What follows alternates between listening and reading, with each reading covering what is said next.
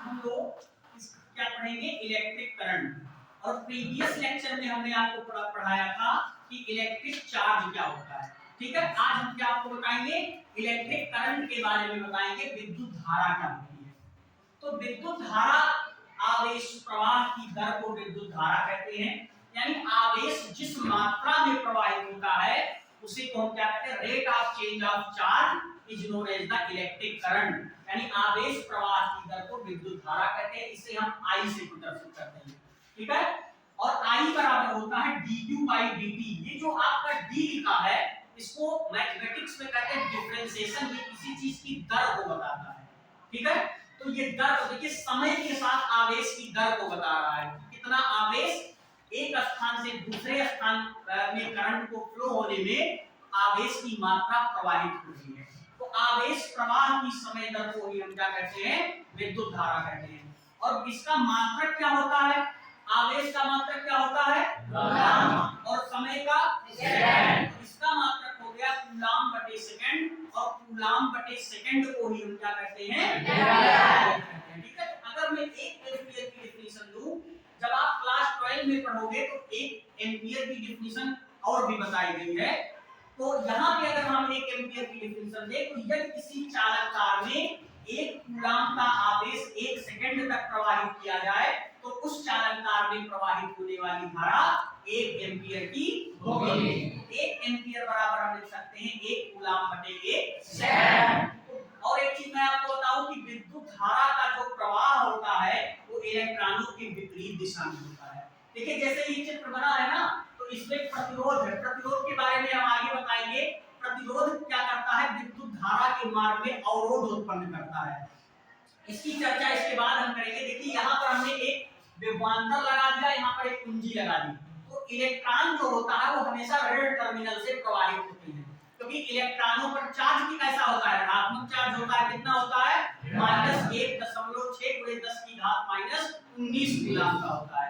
तो इलेक्ट्रॉन इस दिशा में प्रवाहित होंगे तो धारा इधर प्रवाहित होगी, लेकिन धारा की दिशा नहीं होती, क्योंकि विद्युत धारा एक क्या है, अदिश राशि है। देखो मैंने यहाँ पर मेंशन किया है हेडिंग कि विद्युत धारा अदिश राशि क्यों है, क्योंकि किसी चालक तार में विद्युत धारा की दिशा नहीं होती बल्कि धन आवेशों की दिशा व्यक्त की जाती है।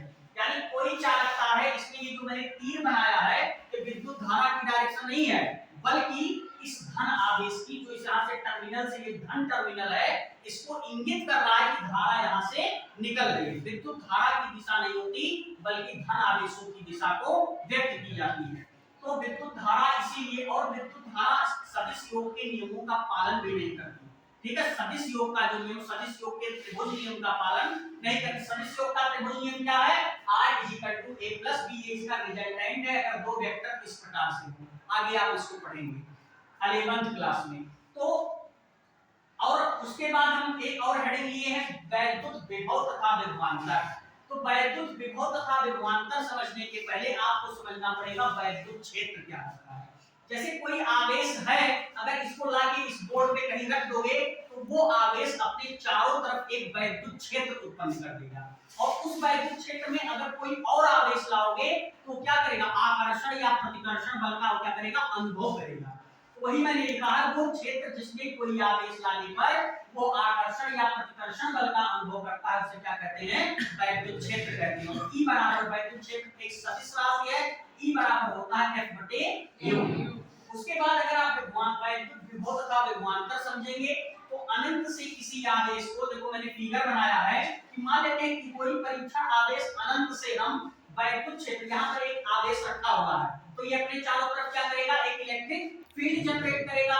इस इलेक्ट्रिक फील्ड में अगर अनंत से किसी आवेश को आप लाओगे वैद्युत क्षेत्र में, तो लिखा है कि अनंत से किसी आवेश को वैद्युत क्षेत्र के किसी एक बिंदु से दूसरे बिंदु तक लाने में कृत कार्य का मतलब किया गया कार्य उन बिंदुओं पर वैद्युत विभव कहलाता है, तथा उन विभवों के बीच के अंतर को विभवांतर कहते हैं। और हमने कहा कि माना q नॉट आवेश को अनंत से बिंदु B से A तक लाने में जो विभव है VV तथा VA है, तब इसका विभवांतर कितना हो जाएगा, VV - VA = VK हो जाएगा। समझ गए, तो VV - VA = W, क्योंकि कार्य क्या हो रहा है, A से B हो रहा है, तो WAB/Q नॉट।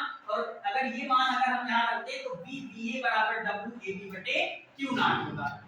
इसका मात्रक क्या होगा? कार्य का मात्रक क्या होता है? जूल, और आवेश का मात्रक कूलाम। तो जूल प्रति कूलाम को हम क्या करते हैं? वोल्ट करते हैं। एक वोल्ट की परिभाषा अगर आप देना चाहो तो क्या कहोगे कि यदि एक कूलाम आवेश को वैद्युत क्षेत्र के एक बिंदु से दूसरे बिंदु तक लाने में किया गया कार्य 1 जूल का हो तो उस चालक तार में मतलब उसका विभव, उस चालक तार का विभव कितना होगा? 1 वोल्ट का होगा। तो समझ में आया सबको?